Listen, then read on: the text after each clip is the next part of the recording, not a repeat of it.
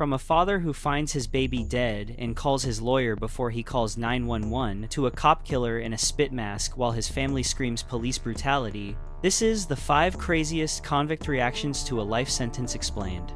Seth Welch is on the phone with 911, explaining that he found his 10-month-old baby dead an hour and a half ago. The dispatcher asks what he did next. His answer is that he called his lawyer first. His tone is flat, almost routine, as he explains that he believes she was already gone and there was nothing to be done. The dispatcher presses him on when he last checked on her, and he casually says yesterday afternoon, as if a child sleeping from midday to the next morning is normal. His voice never cracks. There is no panic. Just an eerie calm as he repeats that she was dead as a door and beyond help. Rewind. Seth Welch and Tatiana Fusari lived on a small farm in Michigan, raising their children under strict religious beliefs and a deep mistrust of medicine and government. They admitted noticing that their daughter Mary was thin and underweight, but they refused to seek medical care. Days passed. Then, weeks. Mary became weaker, and they still did nothing. By the time the autopsy was performed, the cause of death was clear: malnutrition and dehydration. A slow, preventable death. In court, the judge begins reading the charges: felony murder while committing first-degree child abuse. The potential sentence is life without parole. The judge states it plainly, describing how the law treats a child's death during abuse, exactly the same as intentional murder. Then the second charge, first-degree child abuse, another felony that can also result in life in prison. Seth and Tatiana stand there with almost no visible reaction. They listen as the judge explains the meaning of life without parole, that they will never be released, that there is no lesser term. Their child died slowly while they trusted ideology over medical care, and now they wait to hear which cell they will spend the rest of their lives in. Esteban Carpio shuffles into the courtroom wearing a white spit mask that hides half his face, but not the swelling that makes him almost unrecognizable. The room freezes. His family erupts, shouting that the police beat him, that he is mentally ill, that this is torture. No one in the gallery knows yet what he did. They only see the mask, the bruises, the way he can barely lift his head as he stands before the judge, who is about to tell him he will never go home again. Rewind. 2 detectives in the room. Quiet. Procedural. One of them stepped out to get him water, leaving only Carpio and Sergeant James Allen inside. In those few seconds, everything changed. Carpio lunged, grabbed Allen's gun, and fired twice. The shots killed the detective instantly. Carpio then broke a window and hurled himself out of the 3rd floor, hitting the pavement hard before scrambling to his feet and running. Officers swarmed the area. He fought them. I tried to get away, but after 45 minutes, he was caught and dragged into custody. Now, back in the courtroom, the scene makes more sense, but not enough to calm anyone. His family insists he is mentally ill, that officers brutalized him during the arrest, that the swollen face proves it. The prosecutors say the spit mask is there because he tries to bite and spit at people. The judge listens while the arguments swirl around him until the facts land. An FBI investigation ruled that the injuries came from the fall and the struggle, not from illegal force. The family refuses to believe it. The courtroom is split between those who see a violent cop killer and those who see a mentally unstable man beaten beyond recognition. Then the judge delivers the only sentence the law allows: life in prison without parole. Carpio stands there, masked, swollen, silent. The room erupts again, and all that remains is the question no one in that building can agree on. Was this justice, or did someone go too far? Diana Lovejoy hears the word guilty, and her brain shuts down. One moment she is standing at the defense table, staring straight ahead as the clerk reads the verdict. The next, her body drops like a puppet with its strings cut. A heavy thud echoes through the courtroom.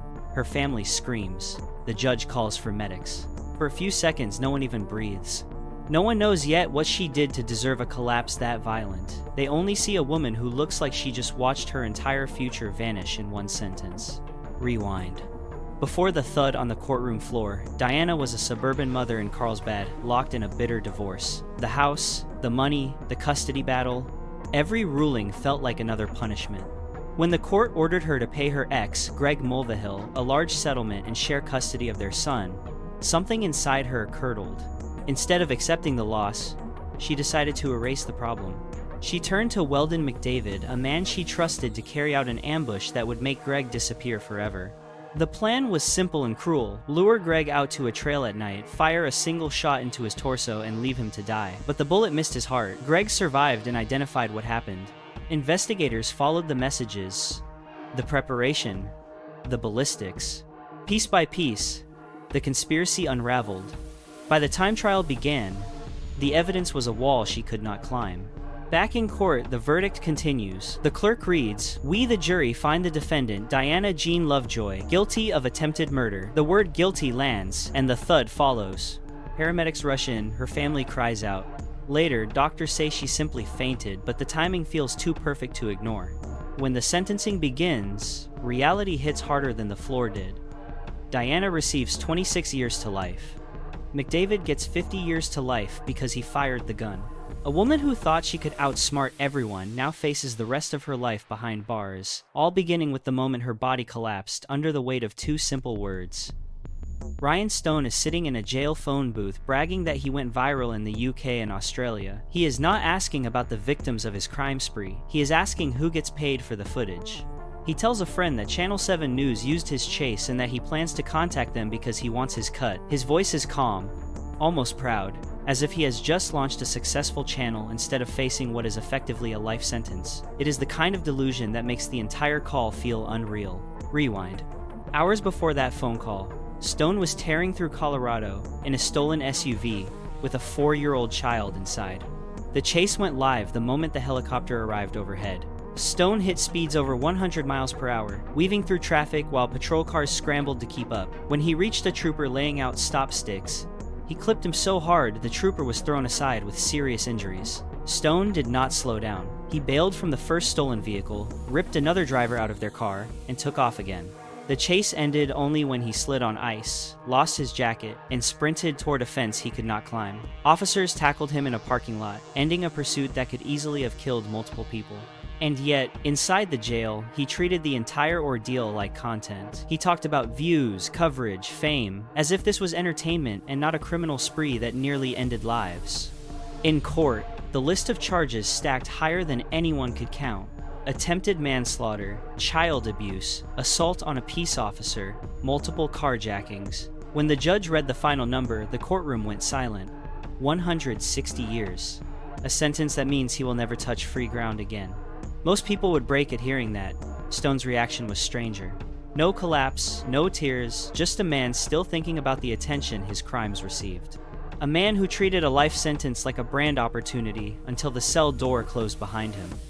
Jalea Smith Riley is standing in a Cincinnati courtroom whispering that he is sorry, staring at the floor while the mother of the woman he killed prepares to speak. He has already confessed. 20-year-old Portia Brooks is dead. Her boyfriend, Aaron Martin, survived a gunshot to the head, but now lives with permanent brain damage. Jalea wants the court to believe he thinks about it every day, that he wishes he could undo what he did. But the room is not interested in remorse. It is waiting for the mother. Rewind. Portia and Aaron were sitting in their car when Jalea approached with two others, planning a robbery.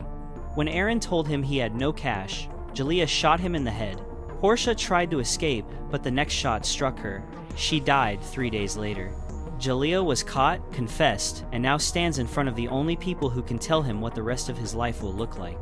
Back in the courtroom, Portia's mother steps to the lectern. Her voice shakes, but her words do not. She describes how her daughter's death shattered her identity, how losing Portia killed her mentally and emotionally. She tells the judge she once had a family of 4 and now feels like she has none. Then she turns toward Jalea and says the line that freezes the entire room. She has to live life without Portia, so he should live life without parole. It sounds less like a statement and more like a sentence. Even before the judge speaks, the weight of those words settles over everyone. Jalea does not collapse or scream. He just stares forward, as if absorbing the moment he realizes remorse cannot soften what he has done. Then, the judge makes it official, life without the possibility of parole. The courtroom breathes in as one. Jalea breathes out. The mother steps back from the lectern, her voice having done what the law was about to do anyway. One family leaves with a wound that never stops bleeding. The other leaves, knowing their son will never stand outside a prison fence again.